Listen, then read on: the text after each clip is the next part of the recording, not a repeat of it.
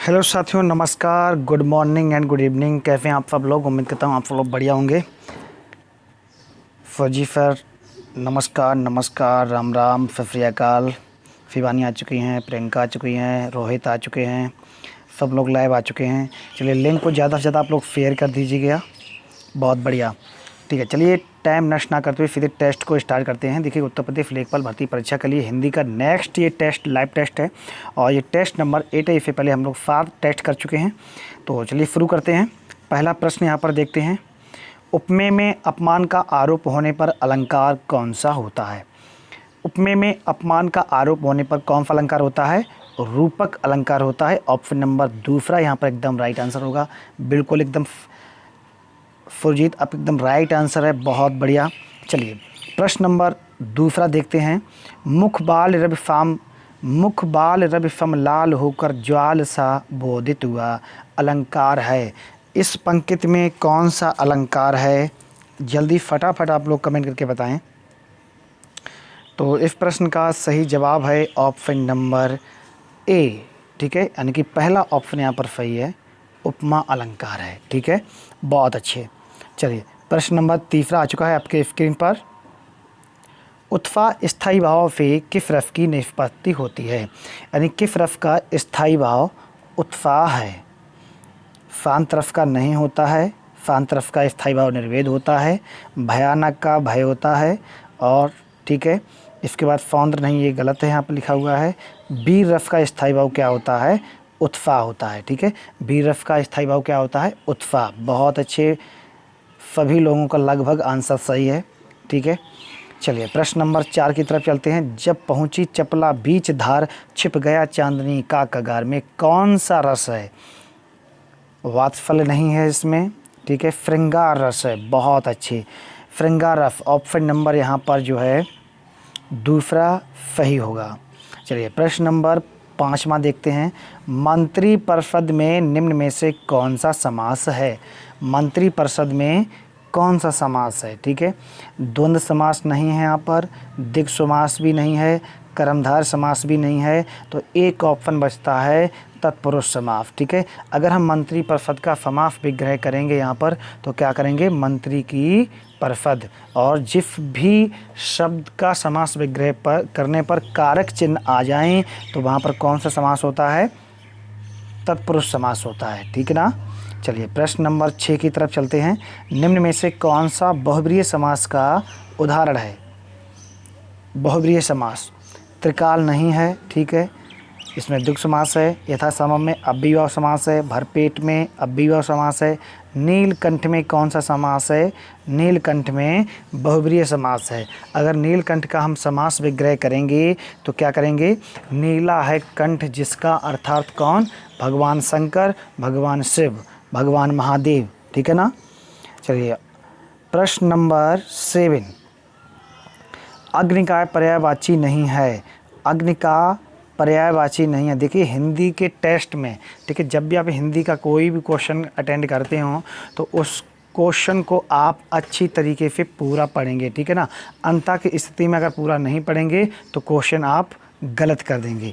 अग्नि का पर्यायवाची नहीं है इसमें पूछ रहा है।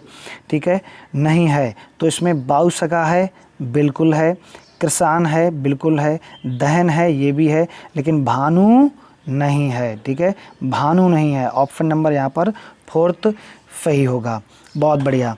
चलिए आँख का पर्यायवाची है, आँख का पर्यायवाची है, तो 8 का सही जवाब होगा ऑप्शन नंबर ए, चश्म। पहला ऑप्शन यहाँ पर बिल्कुल एकदम राइट आंसर होगा, चश्म।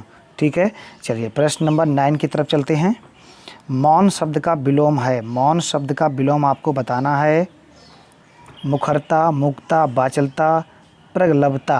तो ये तो तीनों हैं।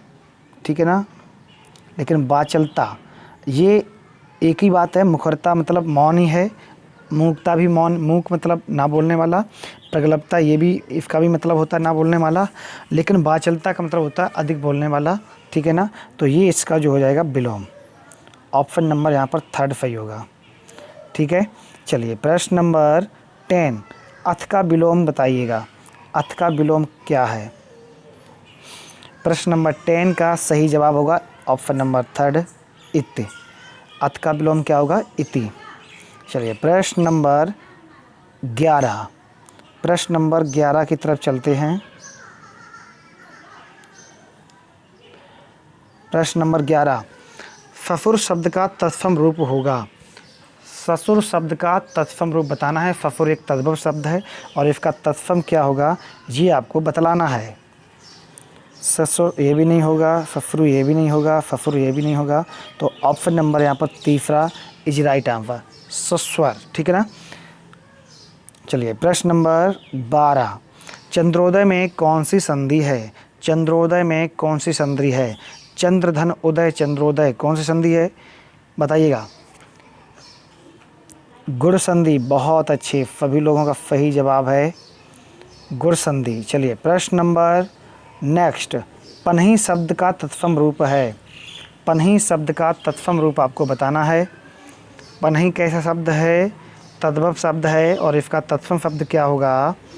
इस प्रश्न का सही जवाब होगा ऑप्शन नंबर थर्ड प्रणति।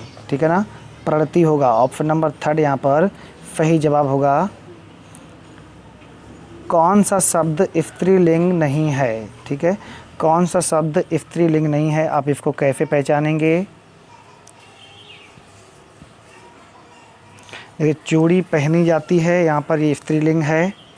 बाल्टी ले आओ, ठीक है, बाल्टी में पानी भरो, ठीक है, या बाल्टी खाली कर दो, तो कैसा है ये?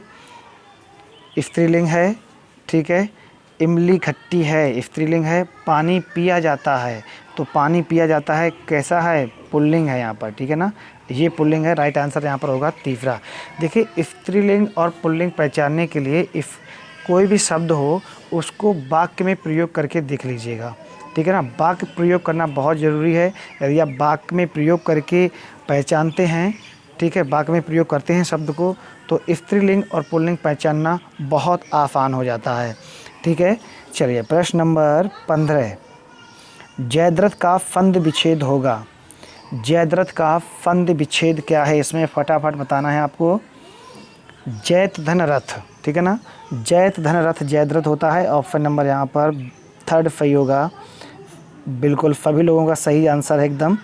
चलिए, मीनाक्षी ने कविता को पुस्तक दी, इसमें कर्ता कारक के अलावा और कौन सा कारक है बताइएगा?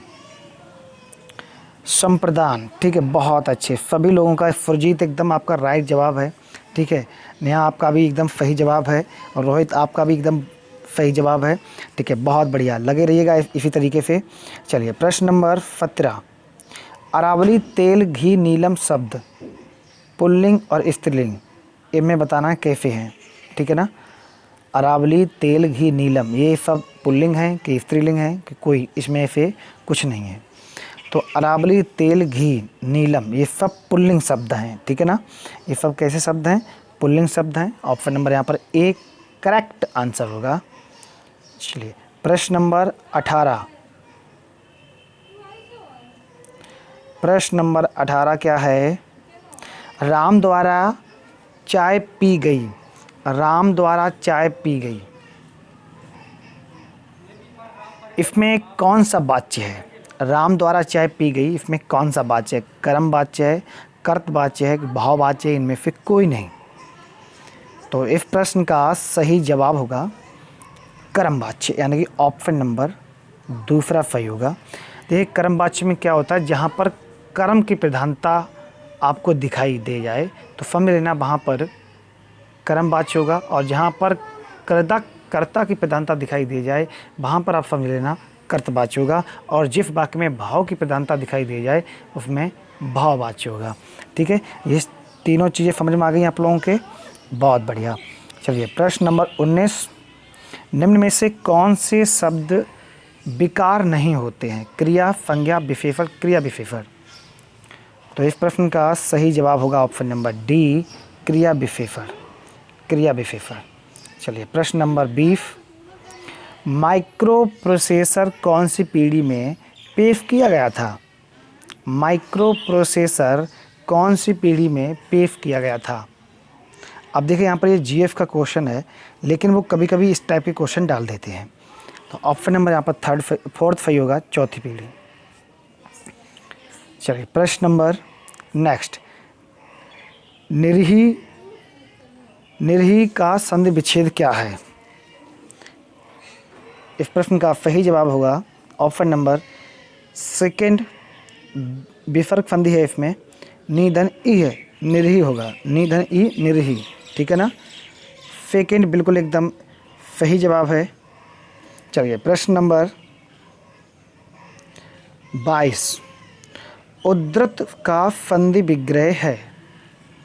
22, उत्दनहृत, ठीक है ना। ऑप्शन नंबर बी यहाँ पर राइट आंसर होगा। चलिए प्रश्न नंबर 23, पवन पवित्र में क्रमशः संधि है। पवन और पवित्र में कौन कौन सी संधि हैं ये बताना है आपको। तो इस प्रश्न का सही जवाब है ऑप्शन नंबर थर्ड, अयादि संधि। पवन में भी अयादि संधि है, ठीक है, और पवित्र में भी कौन सी संधि है? अयादि संधि है, ठीक है, बहुत बढ़िया। चलिए प्रश्न नंबर 24, गुरुवाज्ञा का संधि विच्छेद है। गुरुवाज्ञा का संधि विच्छेद आपको बताना है। गुरुधन आज्ञा, बहुत बढ़िया, सभी लोगों का एकदम सही जवाब है। गुरुधन आज्ञा पहला विकल्प यहाँ पर एकदम राइट आंसर है। गुरुधन आज्ञा क्या होगा? गुरुवाज्ञा होगा। बहुत फास्ट चलते हैं, ठीक है, आप लोग फास्ट बताते रहिएगा। कुशासन का संधि विच्छेद है। कुशासन का संधि विच्छेद है।